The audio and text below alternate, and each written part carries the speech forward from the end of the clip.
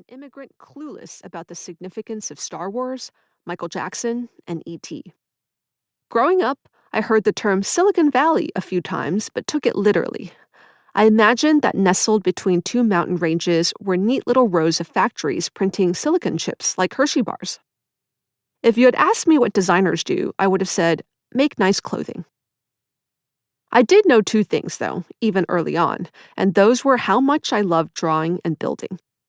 There's a photo of me at 8 years old on Christmas morning, a huge grin stretched across my face as I held up the present I'd been begging for all year.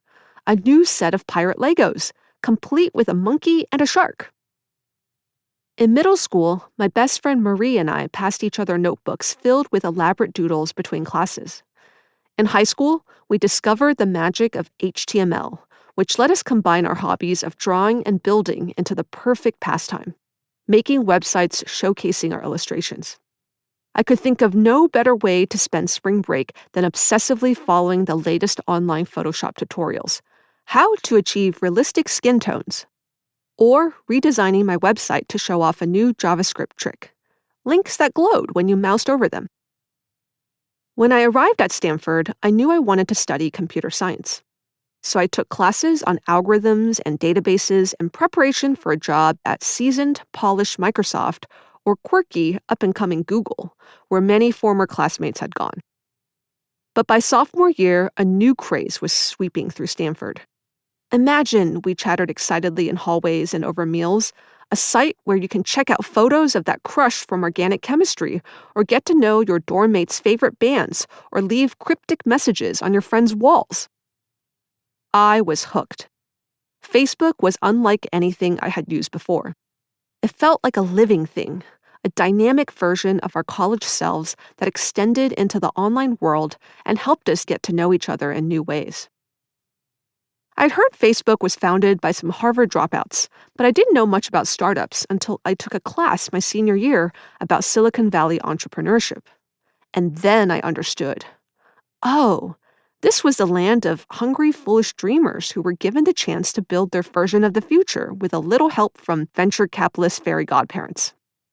This was the land of innovations born from a mix of smart minds, iron resolve, lucky timing, and a whole lot of duct tape. If I was going to do the startup thing at any point in my life, why not now, when I was young with nothing to lose? And why not with a product that I used every day and loved? A good friend of mine, Wayne Chang, had joined Facebook 6 months earlier, and he couldn't stop talking it up. Just come check it out, he cajoled. At least do an internship and see what the company is like. I took his advice and interviewed. Soon, I found myself in the graffitied lobby on my first day as Facebook's first ever engineering intern. The entire company at the time could fit into a backyard party. Newsfeed was not yet a concept, and nobody knew our service except high school and college students. In the world of social networking, we were dwarfed by the juggernaut MySpace, with its 150 million users. And yet, as small as we were, our dreams were enormous. We cranked out code into the late hours of the night while Daft Punk blared from the speakers. One day, we told ourselves, we'll be bigger than MySpace. And then, laughing a little because it sounded so ludicrous, we'll eventually connect the world. 2 months into my internship, I decided to stay full-time. And because I knew Photoshop from my drawing days, my friend Ruchi Sanvi suggested that I sit with the designers and get involved in deciding what to put on the screen. Huh, designing websites is a real profession, I thought. Count me in. Because we were a startup, nobody thought it was weird that I was suddenly showing my own design proposals for new features. We were all wearing many hats then, tackling problems as we saw them, diving in and out of code and pixels and back to code again. And so, rather by accident than by any masterful plan, I added a new hat to my rotation: designer. 3 years later, after that fateful conversation with my manager, my role shifted again. Our design team had almost doubled in size since I started.